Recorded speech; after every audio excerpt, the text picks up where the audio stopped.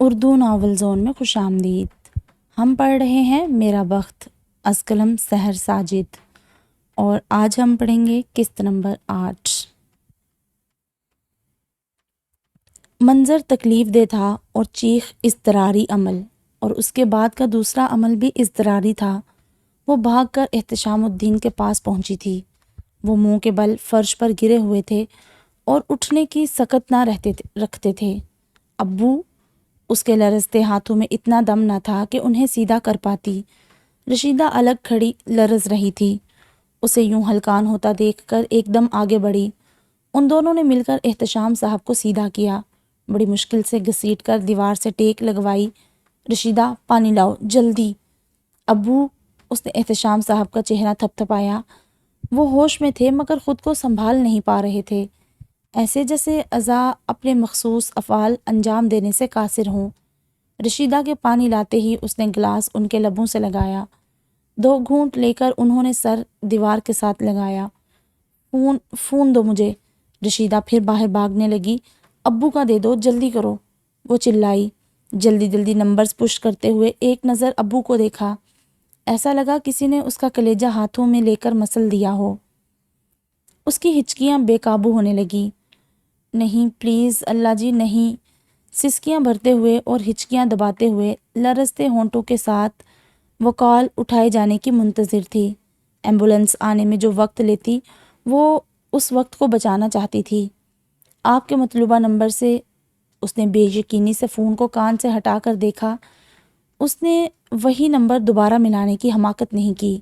اس نے عبدالرزاق کو کال کی۔ سلام، بخت کہاں ہے انکل؟ اور چھوٹتے ہی ادھورا سلام کر کے بخت کا پوچھ بیٹھی۔ کیا ہوا بیٹا؟ عبدالرزاق ایک دم بیٹھے سے اٹھ کھڑے ہوئے۔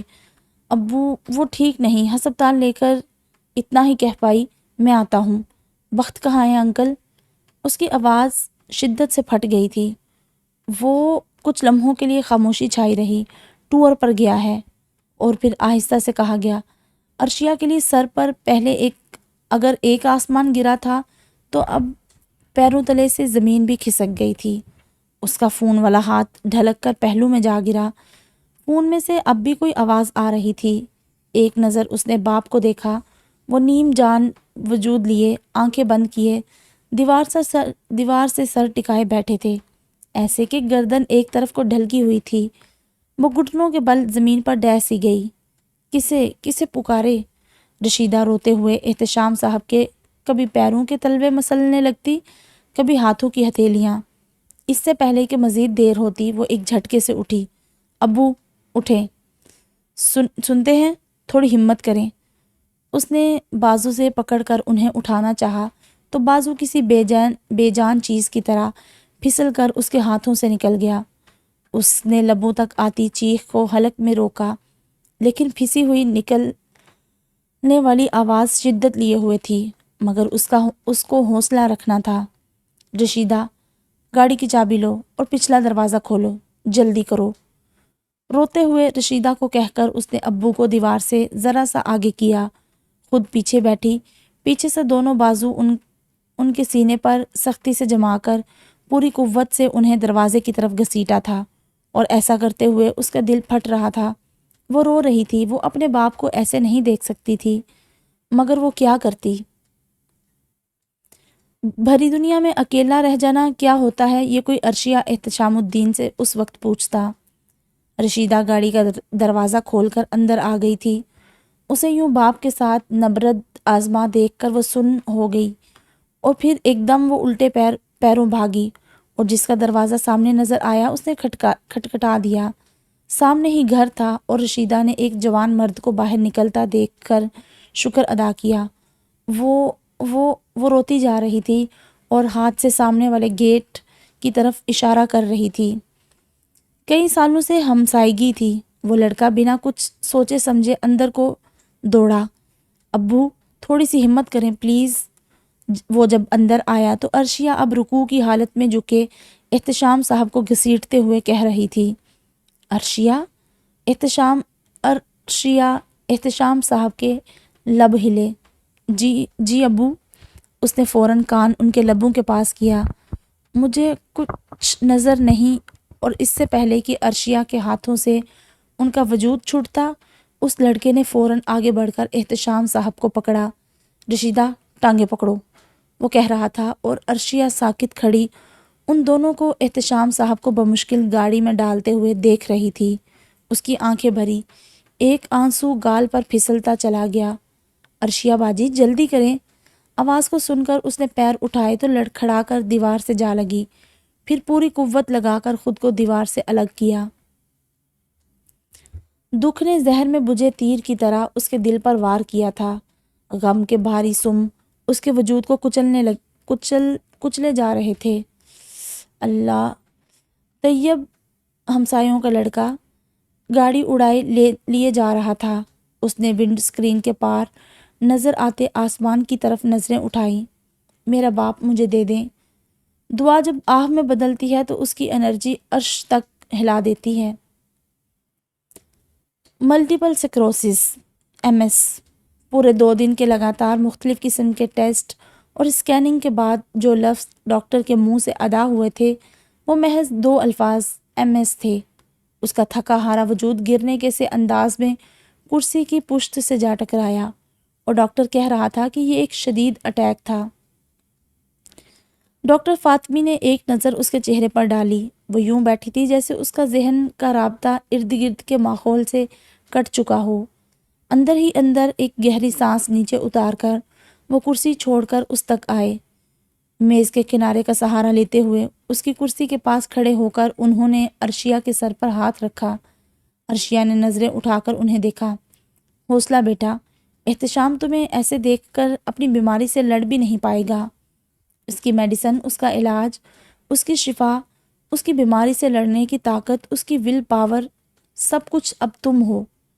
اور عرشیہ نے اپنے ہاتھوں پر پانی کے گرم قطرے گرتے دیکھے۔ ڈاکٹر فاطمی کے احتشام صاحب سے گہرے روابط تھے۔ تمہیں یوں بیٹھے دیکھ کر مجھے لگ رہا ہے جیسے وقت گزرا ہی نہیں۔ 29 سال پہلے تمہارا باپ بھی یوں ہی ٹھیک اسی حالت میں میرے سامنے بیٹھا تھا۔ بھابھی کی اچانک وفات نے اس پر زندگی تنگ کر دی تھی، اور تب تمہارے وجود نے اسے سنبھالا تھا۔ وقت کی ستم ظریفی تو دیکھو، آج بھی اسے سنبھالنے کے لیے وقت نے تمہارے ہی وجود کا انتخاب کیا۔ عرشیہ نے آستین سے رگڑ کر اپنا چہرہ صاف کیا۔ ان کا ویژن لاس ابھی کچھ نہیں کہہ سکتا، مہینے میں بھی واپس آ سکتا ہے اور سال بھی لگ سکتا ہے، اور یہ بھی نہیں کہا جا سکتا کہ وہ مکمل طور پر ریکور بھی ہو پائے گا یا نہیں۔ ابھی یہ پہلا اٹیک تھا، سو کچھ بھی کہنا قبل از وقت ہے۔ کیا اٹیک دوبارہ بھی ہو سکتا ہے؟ ہاں، پیرالائز بھی ہو سکتا ہے، جزوی طور پر، یا پھر… عرشیہ ایک دم سینے کو مسلتے ہوئے دوہری ہوئی۔ ڈاکٹر فاطمی نے بات ادھوری چھوڑ کر کندھے سے پکڑ کر یکلخت سختی سے اسے سیدھا کیا۔ تمہیں یہ سب اس لیے بتا رہا ہوں کہ زندگی اب سے جنگ ہے، تمہاری بھی اور تمہارے باپ کی بھی، اور ایک جنگجو کو حملہ کرنے والے کے بارے میں مکمل معلومات ہونی چاہیے۔ لڑنے کے لیے اس کی تیاری مکمل اور مربوط ہونی چاہیے۔ تم اب حالت جنگ میں ہو، اور کب تک رہو گی کچھ نہیں معلوم۔ تمہیں اپنے ہتھیار تیار رکھنے ہوں گے، صبر، حوصلہ، مستقل مزاجی۔ تمہیں غیر معمولی مگر درست فیصلے کرنے ہوں گے۔ سو میری بچی، اٹھو اور اپنے باپ کو سنبھالو۔ آنسو کسی شے کا مداوا نہیں، یہ فقط تمہاری بصارت کو اندھا کرنے کے سوا کچھ نہیں کریں گے۔ عرشیہ نے بے چارگی سے انہیں دیکھا، یوں جیسے کہہ رہی ہو مجھے کچھ دیر تو رو لینے دیں، تھوڑا سا غم منا لینے دیں، دل کا غبار ہی ہلکا کر لینے دیں، مگر کم آن، بی بریو۔ جتنا سخت لہجہ تھا اسی سختی سے انہوں نے اس کے کندھے کو تھپ تھپایا تھا۔ کرسی کے ہتھوں پر زور دے کر وہ اٹھی۔ جو ہی ڈاکٹر صاحب کے کمرے کا دروازہ بند کر کے مڑی تو ایک دم ٹھٹک کر ساکت ہو گئی۔ جب وہ کٹورا لیک سے نیچے آیا تو اس کے فون پر سب سے پہلے آنے والی کال اس کے باپ کی تھی۔ وہ مسلسل اس کا نمبر ٹرائی کر رہے تھے، اور اسے جب اطلاع ملی تو اس واقعے کو گزرے 1 دن بیت چکا تھا۔ او میرے خدا! وہ سر پر ہاتھ رکھ کر وہیں ایک پتھر پر بیٹھ گیا، جب اس نے عرشیہ کا نمبر ملانے کے لیے کال لاگ کھولا تو ایک دن پہلے رات کے وقت کی اس کی مسڈ کال موجود تھی۔ اس کے دل کو ہاتھ پڑا، نمبر نہ ملنے پر اس نے کس کو پکارا ہوگا؟ کوئی افسردگی تھی جو اسے گھیرے جا رہی تھی۔ اس نے فوری نمبر ملایا، فون بند جا رہا تھا۔ اسی وقت اس نے دوبارہ عبدالرزاق کو کال ملائی۔ عرشیہ سے بات کروا دے بابا۔ عبدالرزاق کہہ کر عرشیہ کو فون دینے گئے۔ پتہ نہیں کیا ہو گیا ہے پپھو ابو کو، ڈاکٹرز کو کچھ سمجھ نہیں آ رہی۔ پپھو میرے ابو، وہ پپھو کے گلے لگ کر بلک رہی تھی۔ عبدالرزاق نے ایک نظر اسے دیکھا اور پھر واپس ہو گئے۔ ابھی وہ بات کرنے کی پوزیشن میں نہیں ہے بخت، تم فوراً واپس آؤ۔ جی بابا، آہستگی سے کہہ کر اس نے فون بند کر دیا۔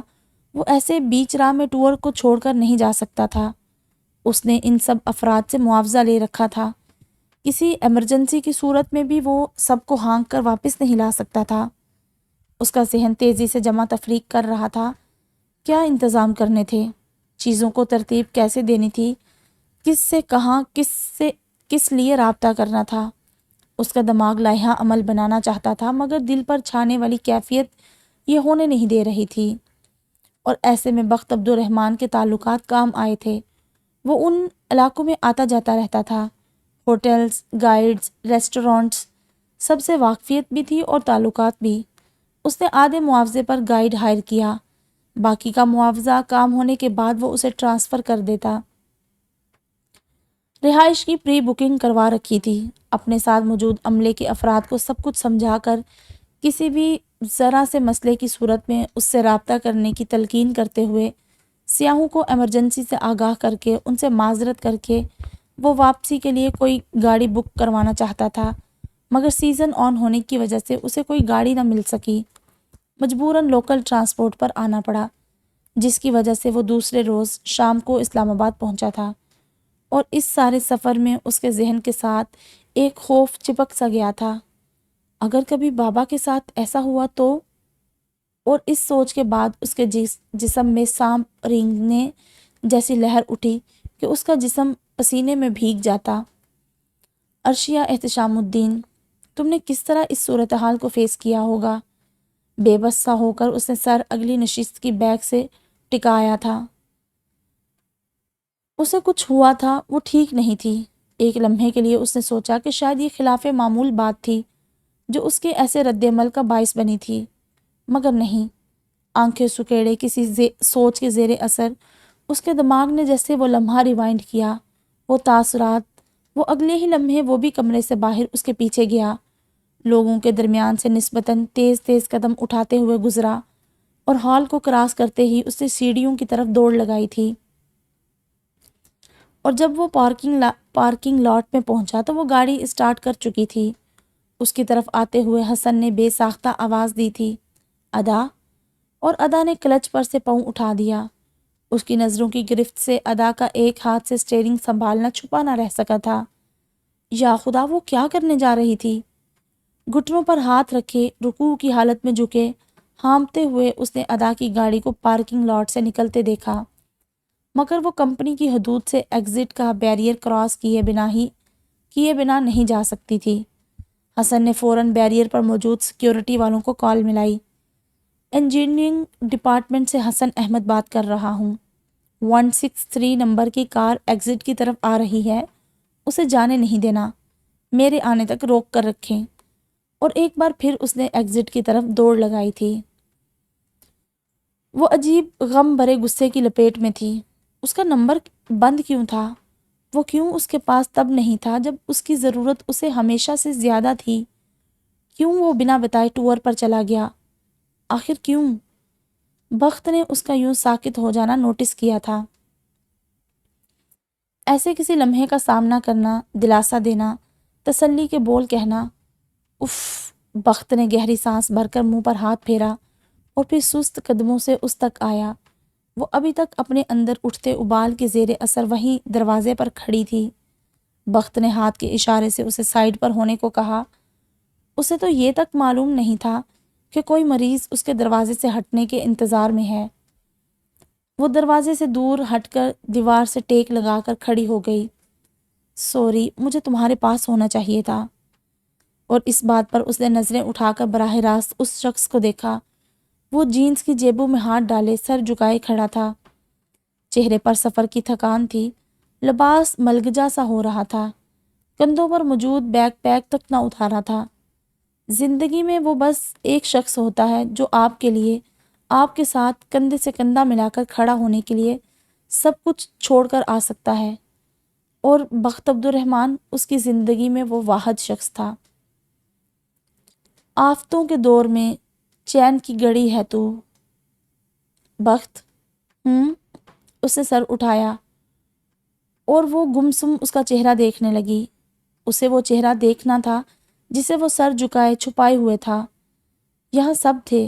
اس نے دیوار سے سر ٹکایا، رخ موڑ کر ایک لمبے سرد کوریڈور کو دیکھتے ہوئے جب وہ بولی تو آواز بے حد مدھم تھی۔ انکل، پھپھو، عماد بھائی، طیب، رشیدہ، ابو کے دوست، کولیگز، پڑوسی۔ وہاں روم میں ایک مجمع تھا، پر تم نہیں تھے۔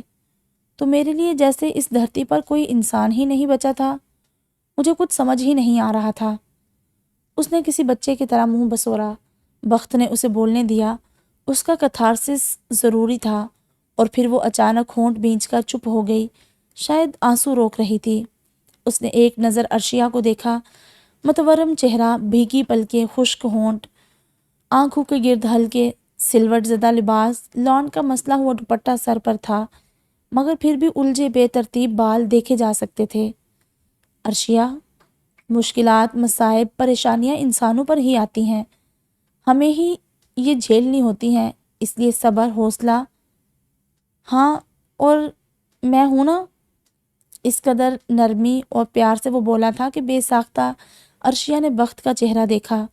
چند لمحے پلکیں جھپکائے بنا اسے دیکھتی رہی۔ میں کیسے جیوں گی بخت؟ دونوں بازو پہلو میں ٹکائے وہ بہت لاچاری سے بولی تھی، اور پھر بول کر دونوں ہاتھ منہ پر رکھے گہری گہری سانس لیتے ہوئے وحشت زدہ ہو کر اس نے دیوار میں ہی سمٹ جانا چاہا۔ بخت نے چونک کر اسے دیکھا۔ عرشیہ، اور اس سے پہلے کہ وہ کچھ کہتا یا کرتا، وہ یوں ہی منہ پر ہاتھ رکھے وہاں سے بھاگ گئی، اور بخت عبد الرحمن ڈھلکے ہوئے کندھوں کے ساتھ بہت بے بسی سے اسے جاتا دیکھتا رہا۔ بابا، آؤ بخت۔ اسے دیکھ کر انہوں نے اپنے پیر سمیٹے۔ وہ بیڈ پر نیم دراز تھے۔ پریشان ہو؟ وہ ڈھیلے سے انداز میں دھپ کر کے بیڈ پر بیٹھا تو عبد الرزاق بولے بنا نہ رہ سکے۔ حالات تو پریشانی والے ہی ہیں، اور عبد الرزاق ایک گہری سانس بھر کر رہ گئے تھے۔ ابھی تو چلو عرشیہ کے ساتھ اس کی پھپھو ہیں، عماد بھی گھر میں موجود ہے، لیکن انہوں نے آخر اپنے گھر کو جانا ہی ہے نا۔ تب کیا ہوگا؟ وہ اکیلی کیسے بیمار باپ کو بنا کسی مرد کے سنبھال پائے گی؟ وہ دونوں ہاتھ بالوں میں پھنسائے بیٹھا تھا۔ میل نرس بھی ارینج نہیں کیا جا سکتا کہ گھر میں فقط 2 اکیلی عورتیں ہی ہیں۔ عبد الرزاق کے لہجے میں بھی محسوس کرنے والی پریشانی تھی۔ اور اس سب میں اسے اکیلا بھی نہیں چھوڑ سکتا۔ ایک ہی حل ہے بخت، سادہ سا نکاح کرو اور اس کے گھر شفٹ ہو جاؤ۔ اس حل پر اس نے جھٹکے سے سر اٹھا کر باپ کو دیکھا۔ اور آپ کا کیا؟ لو، میرا کیا ہے، بھلا چنگا ہوں، تبریز ہے، میرا بھائی ہے، اور پھر تم کون سا دور ہو، اسی شہر میں تو رہو گے۔ ایسا سوچیے گا بھی نہیں، اس چیز کی کہیں پر گنجائش نہیں نکلتی، اور اگر بالفرض آپ کی بات مان بھی لی جائے تو جب کبھی میں شہر سے باہر ہوا پھر ولید ہوتا تو تمہیں یہ مشکل دیکھنی نہیں پڑتی۔ وہ یاسیت سے گویا ہوئے۔ کم آن بابا، جو ہے نہیں اس کا تذکرہ بھی کیا؟ بخت بیزار ہوا۔ تم یہ ٹریولنگ والا کام یہاں بیٹھ کر نہیں کر سکتے کیا؟ کوئی مینیجر وغیرہ ہائر کر لو۔ ایسا ہی کچھ کرنا پڑے گا، لیکن پھر بھی مسئلہ وہیں کا وہیں رہے گا۔ ہاں، بس یہ ہوگا کہ میں شہر میں موجود رہوں گا۔ مسئلہ وہیں کا وہیں کیوں رہے گا؟ شادی کے بعد احتشام کو بھی یہی لے آئیں گے۔ اتنا بڑا گھر ہے، انیکسی ہے، دوست ہے میرا، اور اب تو تعلق کی نوعیت بھی بدل چکی، بیٹی کے ساتھ رہے گا۔ ہاں، یہ ہو سکتا ہے۔ اس کے چہرے پر ایک دم جیسے ریلیف کے سے تاثرات ابھرے تھے۔ پپھو مت جائے نا۔ وہ ایک دم ان کے جانے کا سن کر خوفزدہ ہو گئی تھی۔ ادھر آؤ۔ اسے یوں متوحش سا دیکھ کر انہوں نے پاس بلایا، بٹھایا اور پھر چمکارتے ہوئے بولی، چندا مجبوری ہے نا، انیکا کا معلوم تو ہے تمہیں، پپھو کی بڑی بہو، اسے بھی اس وقت میری ضرورت ہے، پہلا بچہ ہے، کوئی اونچ نیچ ہو گئی تو لوگ سارا الزام میرے سر پر ہی تھوپ دیں گے۔ تم فکر نہ کرو میری جان، مجھے چند دن کے لیے جانے دو، پھر آ جاؤں گی۔ وہ سمجھ کر سر ہلاتی رہی۔ عماد بھائی آپ کے ساتھ جائیں گے؟ پچھلے 15 دنوں سے عماد بھی وہیں تھا، ماموں کو سنبھالنا، انہیں واش روم لے جانا، سب وہی دیکھ رہا تھا۔ گو کہ احتشام صاحب اب کافی بہتر تھے، اٹھ بیٹھ جاتے تھے، مگر ویژن کا مسئلہ وقت لے رہا تھا۔ ادھر کیسے چھوڑ جاؤں اسے، جوان لڑکا ہے، لوگ 100 طرح کی باتیں بنائیں گے۔ عماد کہہ رہا تھا وہ جا کر حمزہ کو بھیجے گا، اس کے 10ویں کے امتحان ختم ہو گئے ہیں، گھر پر ہی ہوتا ہے، ادھر ادھر جو لفنڈریاں کرتا ہے یہاں آ کر ماموں کی خدمت کرے گا۔ وہ چند لمحے خاموشی سے پپھو کا مہربان چہرہ دیکھتی رہی۔ اس کے چہرے پر کسی بات کے کہنے یا نہ کہنے کا تذبذب تھا۔ پپھو، اور جب وہ بولی تو آواز اتنی مدھم تھی کہ بس شائبہ ہوا تھا کہ اس نے پکارا ہے۔ کہو چندا۔ پپھو نے اس کی حالت دیکھ کر پیار سے سر پر ہاتھ رکھا، اور پھر جو اس نے کہا اور جو پپھو نے سنا، اس کو سن کر ان کا ہاتھ اس کے سر سے نیچے جا گرا۔ انہیں یکلخت شدید شوق پہنچا تھا۔ گمان کا کیا ہے، اس کی پرواز کو چاہے جتنا مرضی بلند کر لو، اتنا کہ آسمانوں سے بھی پرے، وہ ابھی اسی گمان کے ہاتھوں مارا گیا۔ ایک تصویر بھیج دینے سے اب کیا چائے کی پیالی میں طوفان اٹھتا؟ ہاں، اس کے گمان نے تو طوفان کے بعد کی تباہی تک پرواز کی، مگر طوفان تو کیا ایک پتا بھی نہ ہل سکا۔ کیوں؟ وہ شدید حیران تھا۔ اتنا سکون تھا، اتنا کہ کسی نے اس سے پلٹ کر پوچھا بھی نہیں کہ ایسی گھٹیا حرکت کا مقصد۔ عرشیہ کو کال کرنا چاہا تو اس کا نمبر بلاک ہو چکا تھا، لینڈ لائن پر کال کی تو شاید نمبر بدلا جا چکا تھا۔ اب ہر کوئی اپنی زندگی میں مگن تھا، سکون سے رہ رہا تھا۔ ادا عبد المالک ایک کامیاب بزنس وومن، بخت عبد الرحمن ایک مشہور ٹریولنگ کمپنی کا مالک، عرشیہ احتشام الدین، اس کی جوتی بھی اب پرواہ نہ کرتی تھی کہ کسی ولید عبد الرزاق نے اس کے دل میں شک کا کانٹا گاڑنا چاہا تھا، اور عبد الرزاق اس کا حصہ اس کو منہ پر مار کر وہ اپنے بھتیجے کے ساتھ ایسی زندگی گزار رہے تھے کہ کیا کوئی سگے بیٹوں کے ساتھ گزارتا ہوگا۔ اور میں، امریکن بیوی، بہترین کیریئر، ایک بچے کا باپ بننے والا تھا، کیا ہو گیا جو اگسٹا ایک شکی مزاج اور وہمی عورت تھی، کماتی بھی تو لاکھوں تھی، زندگی میں اور کیا چاہیے؟ پارک میں بینچ پر بیٹھے ہوئے کافی کا کپ ہاتھ میں لیے وہ گہری سوچ میں تھا۔ نہیں، یہ کافی نہیں۔ اس کے چہرے پر سے سوچ کے تاثرات غائب ہوئے۔ وہاں اب خباثت اپنے پورے جلووں کے ساتھ نمایاں ہو رہی تھی۔ میں ان کو یوں سکون سے تو کبھی نہیں رہنے دوں گا۔ میری ماں کا سکون برباد کرنے والے زندگی کو بھرپور طریقے سے کیسے گزار سکتے ہیں؟ اور ادا عبد المالک، اور اس کے ساتھ ہی اس نے موبائل پر نیو نوٹیفیکیشن کی بیپ ہوئی۔ اسے چونک کر فون نکال کر دیکھا، کسی چینل پر کوئی نئی ویڈیو اپلوڈ ہوئی تھی۔ اس نے ویڈیو فارورڈ کرتے ہوئے دیکھی اور اب اسی چینل کا انسٹاگرام پیج کھول رہا تھا۔ ادا عبد المالک کو ولید عبد الرزاق پچھلے کئی ہفتوں سے سٹاک کر رہا تھا۔ اس کی گاڑی کو سائڈ پر روکنے کا اشارہ کیا گیا تھا۔ اسے حیرت اتنی ہوئی کہ ذہن سے سارا کچھ بھگ سے اڑ گیا۔ مجھے کیوں روک رہے ہیں؟ ذہن میں بس یہی تھا۔ وہ کس سے بھاگ رہی تھی؟ کیوں بھاگ رہی تھی؟ سائڈ پر گاڑی روکتے ہی کار کے شیشے پر دستک ہوئی۔ جی؟ اس کے جی میں، لہجے میں، آنکھوں میں ایک ہی حیرت کا تاثر تھا۔ السلام علیکم میم، گاڑی کے پیپرز پلیز۔ اور اس کا دل دھک کر کے رہ گیا۔ پیپرز تو ابو کے پاس ہوتے تھے، اس نے اپنا ڈرائیونگ لائسنس تک نہیں بنوایا تھا۔ دیکھیے میری طبیعت ٹھیک نہیں ہے اور اس طرح روک کر آپ مجھے مزید پریشان کر رہے ہیں۔ دوڑ کر آتے ہوئے دور سے ہی اس نے گاڑی کو رکا ہوا دیکھ لیا تھا۔ رک کر اسے سانس بحال کی، جیب سے ٹشو نکال کر چہرے پر آیا پسینہ صاف کیا اور پھر ٹائی کی ناٹ درست کرتا گاڑی کی سمت بڑھا تھا۔ Any problem officer? ادا نے اپنے عقب میں وہ آواز سنی اور اس کے سینے میں اوپر چڑھتی سانس وہیں ساکت ہو گئی، گردن کی رگیں تک کھینچ گئی۔ سر، میم کی گاڑی کے کاغذات چیک کرنے تھے۔ میری مہمان ہیں۔ خشمگین نگاہوں سے سیکیورٹی آفیسر کو گھورتے ہوئے وہ کار کی کھڑکی کے پاس جھکا۔ کیز؟ اس نے ہاتھ پھیلایا۔ ادا نے تیز نظروں سے اسے دیکھا اور پھر سیکیورٹی آفیسر کو۔ اس کے کندھے ڈھلکے، گردن ذرا سی ترچھی کی، اسٹیئرنگ پر ہاتھ رکھے وہ چند لمحوں کے لیے بے بسی سے سامنے دیکھتی رہی، پھر جھٹکے سے دروازہ کھول کر باہر نکلی، چابی اس کی پھیلی ہتھیلی پر پٹکنے والے انداز میں پھینکی اور گھوم کر دوسری طرف سے آ کر بیٹھی۔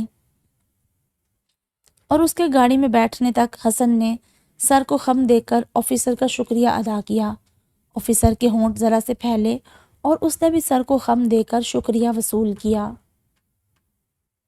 ایسی کون سی انہونی یا انوکھی بات تھی جس پر آپ جیسی میچور خاتون نے ایسا رد عمل دیا؟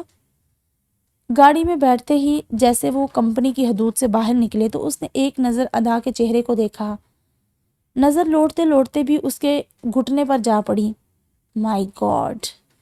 کہتے ہوئے ایک جھٹکے سے اس نے گاڑی روکی، حیرت سے اس کو تکتا رہا اور وہ سختی سے ہونٹ پر ہونٹ جمائے سامنے تکتی رہی۔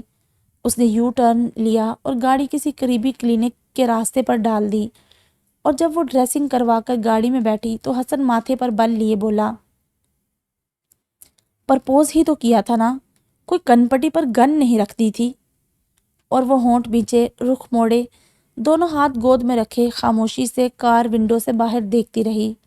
ادا، کوئی مسئلہ ہے تو کھل کر کہیے، میرا بھرپور تعاون آپ کے ساتھ ہوگا۔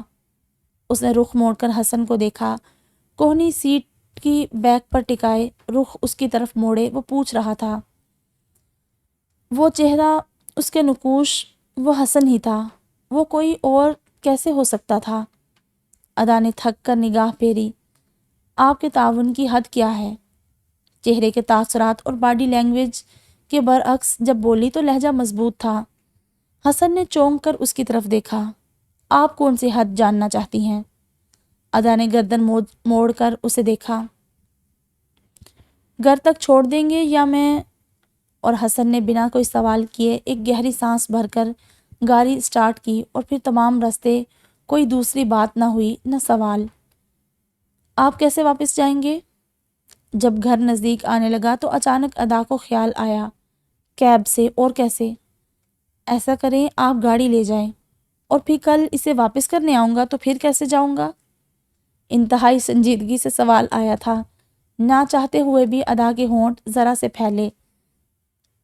تو پھر اگلے چونک پر گاڑی روک دیجیے گا، میں گھر تک کر لوں گی ڈرائیو، کالونی سے کیب ملنا مشکل ہوگا۔ اور اس نے بس سر کو خم دیا۔ چونک پر اس نے گاڑی سائڈ پر کرتے ہوئے فٹ پاتھ کے قریب جا کھڑی کی۔ دونوں اپنی طرف کا دروازہ کھول کر باہر آئے تھے۔ فٹ پاتھ پر کھڑے ہوتے ہوئے اس نے چابی ادا کی طرف بڑھائی۔ بہت شکریہ، سر کو خم دے کر کہتے ہوئے اس نے چابی پکڑی، مڑی، چند قدم بڑھائے، پھر قدم روک لیے۔ ایک گہری سانس بھر کر گردن اٹھا کر اس نے پھیلتے اور چمکتے دن کو دیکھا اور پھر مڑ کر حسن کو۔ میرا نکاح ہوا تھا، رخصتی ہونے سے پہلے ہی طلاق ہو گئی تھی۔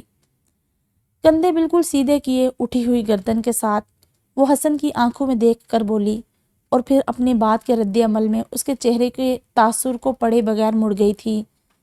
بے عزتی کا وہ شدید احساس جو ہر دفعہ طلاق کے ذکر پر اسے کسی ازدے کی مانند لپیٹ لیتا تھا، اس احساس کو پچھاڑ کر اس نے کس طرح یہ بات کہی تھی، یہ اس کا رب ہی جانتا تھا۔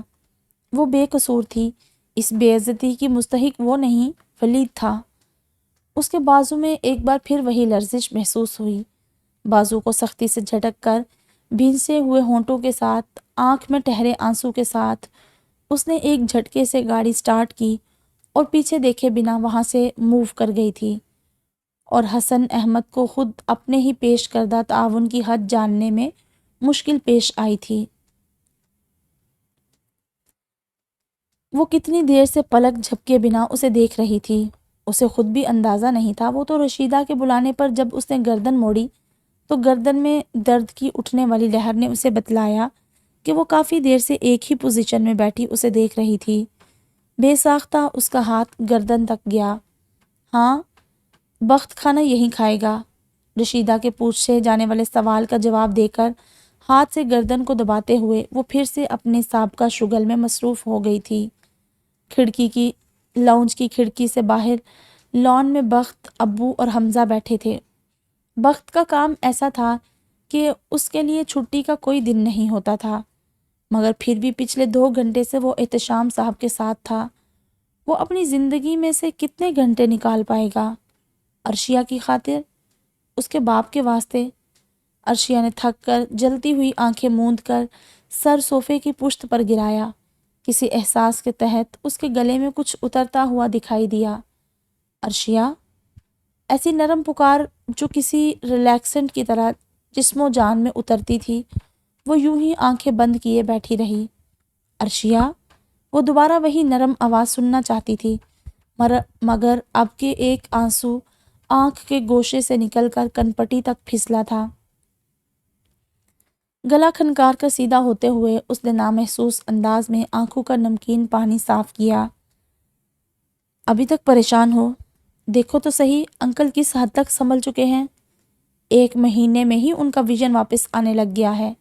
ان کا لائف سٹائل بدلنا پڑے گا، نیوٹریشن والی غذائیں دینا ہوں گی، واک ایکسرسائز کروانی ہوگی، اور اس سب کے لیے تمہیں ہمت پکڑنی ہے نا؟ اور وہ جو یکٹک اسے بولتا دیکھ اور سن رہی تھی، اس کے بعد ختم کرنے پر اس نے آہستگی سے سر ہلایا۔ میں جانتا ہوں کہ تم پریشان ہو، یہ مناسب وقت نہیں ہے، مگر بے حد نامناسب حالات میں ہی اگر مناسب لائحہ عمل طے نہ کیا جائے تو زندگی درہم برہم ہو جاتی ہے۔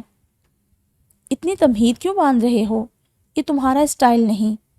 مسکراتے ہوئے بھی افسردگی نے اس کے چہرے کا ساتھ نہیں چھوڑا تھا۔ اب میرا شہر میں رہنا ناگزیر ہے، اس لیے میں ایک مینیجر ہائر کرنے لگا ہوں۔ وہ کام دیکھ سکے گا جو میرے ذمے ہیں۔ اس گھر کو ایک مرد کی ضرورت ہے، تم یہ سب اکیلے مینیج نہیں کر سکتی۔ دوسرے کب تک ساتھ دیں گے؟ میں انیکسی تمہارے اور انکل کے لیے سیٹ کروا رہا ہوں۔ میرا خیال ہے کہ حالات ایسے ہیں کہ اب انگیجمنٹ کو طول دینا ٹھیک نہیں۔ بات ختم کر کے جب عرشیہ کو دیکھا تو اس کا چہرہ اتنا بے تاثر تھا کہ بخت چونک گیا۔ عرشیہ، کہاں ہو؟ میں کچھ کہہ رہا ہوں، سن لیا ہے میں نے۔ اس نے پھر سے آنکھیں بند کر کے صوفے کی پشت پر سر گرایا۔ جب سن لیا ہے تو کچھ جواب بھی تو دو۔ تھوڑا وقت دو بخت عبد الرحمن، جواب دوں گی۔ بخت کے خیال میں عرشیہ ایسی ہی کسی پیش رفت کی منتظر تھی، مگر اس کا لاتعلق سا انداز یہ ظاہر کر رہا تھا کہ اسے ایسی کسی بات سے سرے سے کوئی لینا دینا ہی نہیں تھا۔ پھر وہ کیا سوچے بیٹھی تھی؟ اس ایک حل کے علاوہ کوئی اور حل تھا جو اسے سمجھاتی؟ اگر نہیں تو اس کی تائید کرتی، مگر ایسا رد عمل؟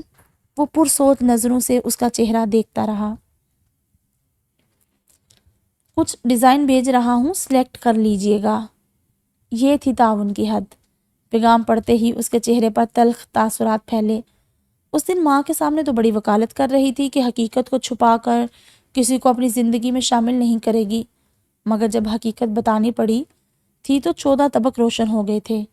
یہ آسان نہ تھا، مگر یہ جتنا بھی مشکل ہوتا اسے سہنا تھا، مقابل کو آگاہ کرنا تھا۔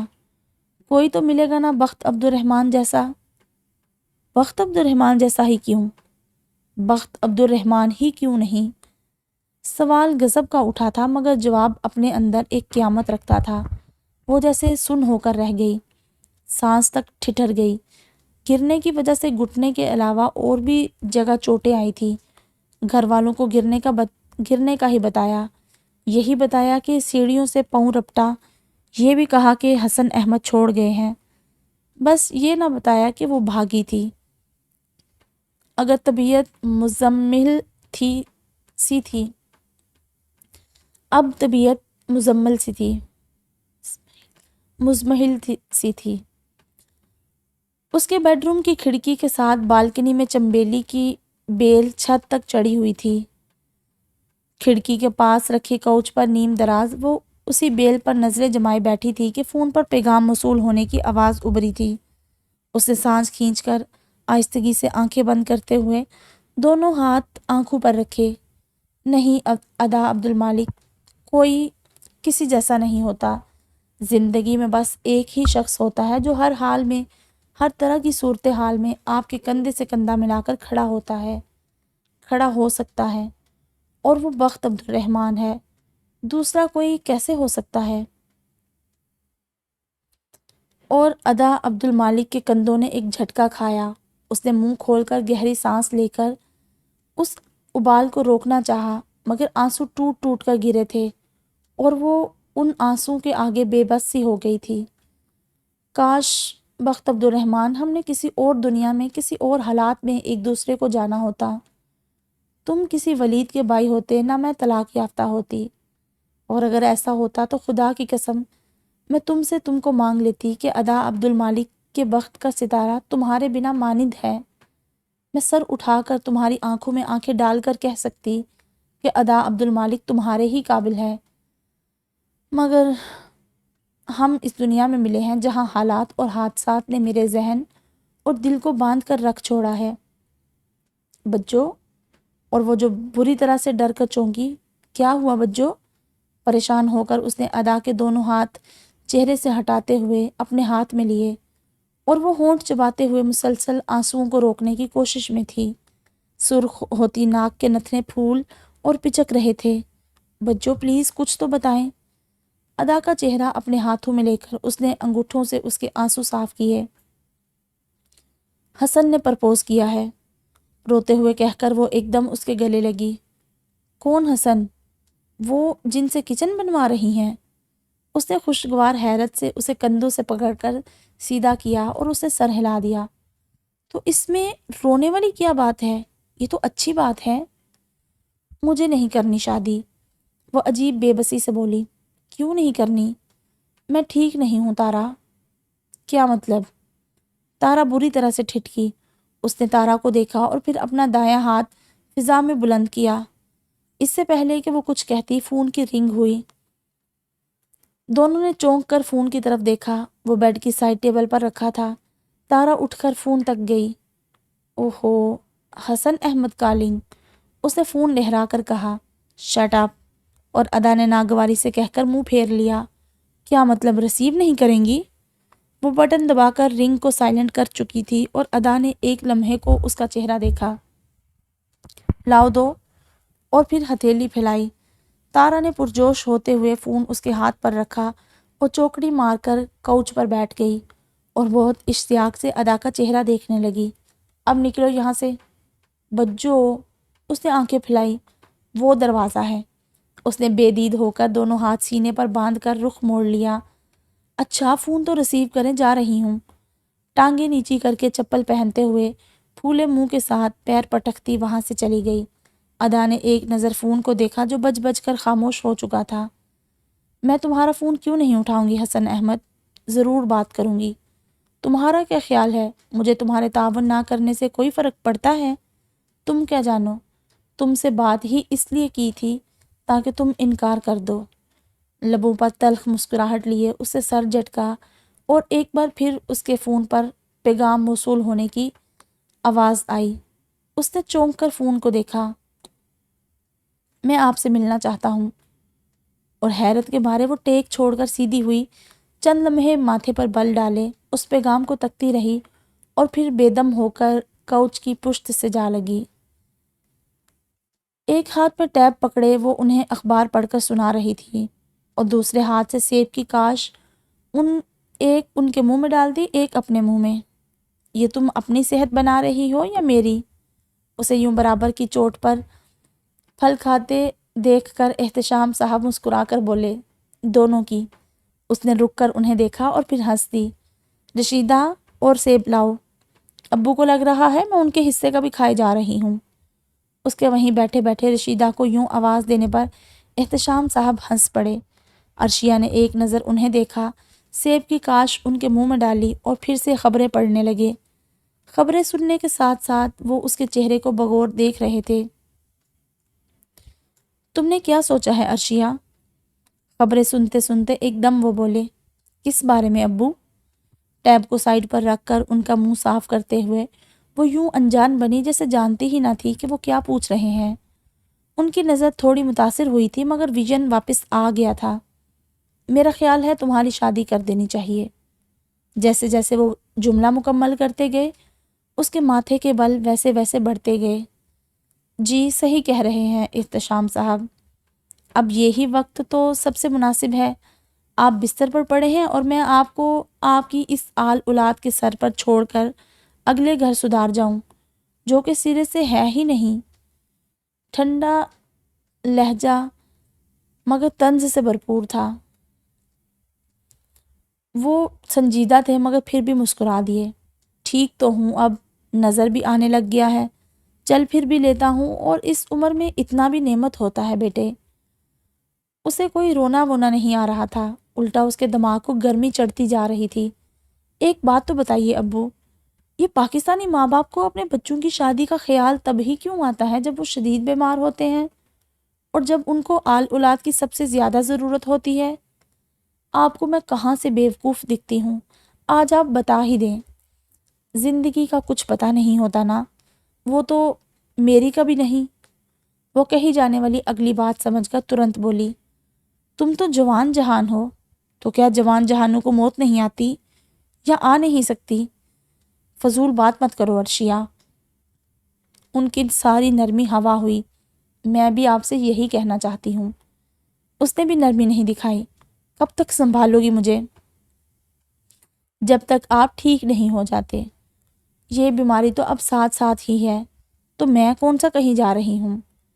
احتشام صاحب بیڈ کراؤن کے ساتھ ٹیک لگائے بیٹھے تھے، وہ ان کے کندھے کے برابر بیٹھی تھی۔ انہوں نے گھور کر اس کی ڈٹائی ملاحظہ کی۔ کیا ارادہ کیے بیٹھی ہو عرشیہ؟ اور جب بولے تو لہجے کے ٹھہراؤ میں خطرناک حد تک سنجیدگی تھی۔ بخت نے ایک تجویز دی ہے مجھے۔ ان کے انداز پر وہ سست روی سے ان کی طرف مڑی، لہجے کی ساری تیزی ہوا ہو گئی۔ وہ چاہتا ہے ہم دونوں، میں اور آپ، ان کے گھر کی انیکسی میں شفٹ ہو جائیں۔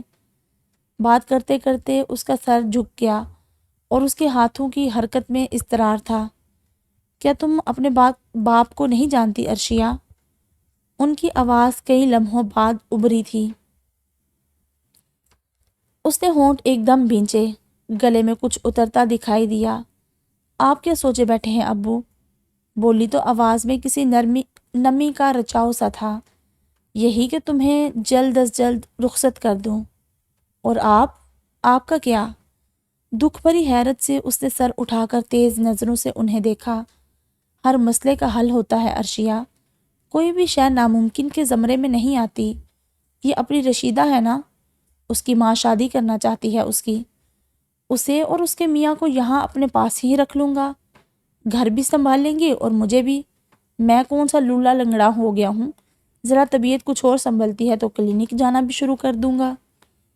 اور وہ جو تیز مگر گہری نظروں سے انہیں دیکھ رہی تھی، اس بات پر اس نے رخ موڑ کر دوسری طرف دیکھا۔ ماتھے پر دو بل، ہاتھ سختی سے ایک دوسرے میں پیوست، ہونٹ بھینچے ہوئے۔ کچھ اور لمحے گزرے تو آپ ٹھیک کہتے ہیں ابو، ہر مسئلہ حل ہو جاتا ہے اور کوئی بھی شے ناممکن کے زمرے میں نہیں آتی۔ رخ موڑ کر کہتے ہوئے اس کے چہرے کا سابقہ تاثر مٹ چکا تھا اور اب اس کا انداز بول کر خود بتا رہا تھا کہ وہ اپنے باپ کی بات سے اتفاق رکھتی ہے۔ ریاست اوہایو کے شہر کولمبس میں اس وقت بادل چھائے ہوئے تھے، درخت اپنے سارے پتے گرا چکے تھے۔ سڑک کے کنارے ایک قطار میں کھڑے ان کی گہری بھوری شاخیں بھی سردی کے باعث اکڑی ہوئی لگتی تھی۔ سرمئی سڑک متواتر اور موسلا دھار بارش کی وجہ سے بھیگی ہوئی تھی۔ صبح کے وقت بھی اندھیرا سا تھا، کاروں کی ہیڈ لائٹس روشن تھی، چلنے والی سرد ہوا اپنے اندر بدن کو کاٹ کر رکھ دینے والی قوت رکھتی تھی۔ سڑک کنارے لگے اٹالین لیمپ پوسٹ بھی چل رہے تھے۔ بارش سے بھیگتی سڑک کے کنارے لگے لیمپ پوسٹ اور ان کے شانہ بشانہ کھڑے برہنہ درخت اور ان کے پیچھے بلند و بالا عمارتیں جن کی فرنٹ ایلیویشن پر بے شمار کھڑکیاں تھیں۔ ایسی ہی کسی عمارت کی کھڑکی سے جھانکو تو اس برستی بارش میں ایک شخص رین کوٹ پہنے لیمپ پوسٹ کے پاس کھڑا نظر آئے گا۔ اس کا سر جھکا ہوا تھا۔ جھکے ہوئے سر پر موجود رین کوٹ کی ہوڈ سے پانی کے قطرے ٹپ ٹپ نیچے ایک سی رفتار سے گر رہے تھے۔ وہ شخص اس برستی بارش میں بھی دونوں ہاتھوں سے موبائل کو رین کوٹ کی اوٹ میں رکھے کچھ ٹائپ کر رہا تھا۔ اس کو دیکھ کر حیرانی ہوئی تھی کہ اتنی برستی بارش میں وہ فون کیسے استعمال کر رہا تھا۔ تمام اسٹاکرز میں ایک ہی مشترکہ عادت پائی جاتی ہے، obsession، اور یہ عموماً ایکسس کے حوالے سے ہی ہوتی ہے۔ اس کی ٹائپنگ کے دوران ہی فون نے بیپ کر کے ایک نئے نوٹیفیکیشن کا اعلان کیا۔ اس نے فوری سوائپ ڈاؤن کرتے ہوئے اطلاع کو دیکھا۔ اس کو کھولا تو آسمان پر تپتی دوپہر زردی مائل سی دکھتی تھی۔ وہ پیروں تلے کا صحرا تپش جیسے جہنم سے چرا لایا تھا۔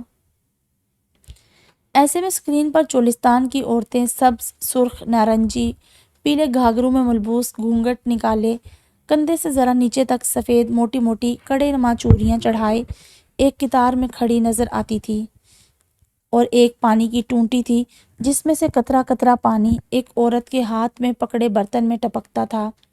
ویڈیو گلچ ہوئی۔ ایک جدید شہر کا منظر، صاف ستھری سڑکیں، سبزہ بلند و بانگ عمارتیں، پارکس، ہوٹلز، سکولز، ادارے۔ پھر کیمرے نے ایک عمارت کی کھڑکی کو فوکس کیا۔ کھڑکی کھلی، لان سے ہوتے ہوئے واش روم تک ایک بچہ وہاں برش کر رہا تھا۔ نل کھلا تھا۔ وہیں سے منظر تیزی سے بدلتے ہوئے کیمرہ لان سے واپس ہوتے ہوئے سیڑھیوں سے نیچے اتر کر باہر گیراج تک آیا۔ ایک آدمی پانی کی ایک موٹی دھار سے گاڑی دھو رہا تھا، اور پھر ایک کے بعد ایک منظر چلنے لگے۔ ایک ملازمہ سنک کے پاس کھڑی نل کھلے نل پر ہاتھ رکھے فون سننے میں مصروف تھی۔ ایک زیر تعمیر عمارت میں ایک آدمی پائپ پکڑے دیواروں کو بے جا پانی لگا رہا تھا۔ ایک آدمی منہ دھو کر گیا، نلکا بند کیا مگر اس میں سے ایک پتلی دھار بہتی رہی، اور اس کے بعد خشک دریاؤں کا منظر، بنجر زمین، بارش کی آس میں آسمان کو تکتے چہرے، اور پھر آسمان سے ایک قطرہ ٹپکا جسے ایک ہاتھ نے ہتھیلی میں سمو لیا۔ کیمرے نے اس ہاتھ کے چہرے کو فوکس کیا۔ وہ واسق تھا۔ پانی نعمت ہے، وہ بولا، اور نعمتوں کو ضائع نہیں کرتے۔ ایک دوسرے شخص نے تعمیراتی عمارت میں لگنے والے پانی کے پائپ کو بند کیا۔ نعمتوں کو سنبھال کر رکھتے ہیں۔ وہ تیسرا چہرہ اب ملازمہ کو بتاتے ہوئے سنک کا نل بند کر رہا تھا۔ وہ ادا تھی، اور اس کے بعد واسق کا چہرہ نمودار ہوا۔ پانی بچائیے۔ اس کے کندھے کے برابر پیچھے سے ادا ایک قدم آگے آئی، اپنی نسلوں کے لیے، ان کے بہترین مستقبل کے لیے۔ یہ جملہ ان دونوں نے اکٹھے بولا۔ منظر فیڈ ہوا اور اوپر ہیش ٹیگ کے ساتھ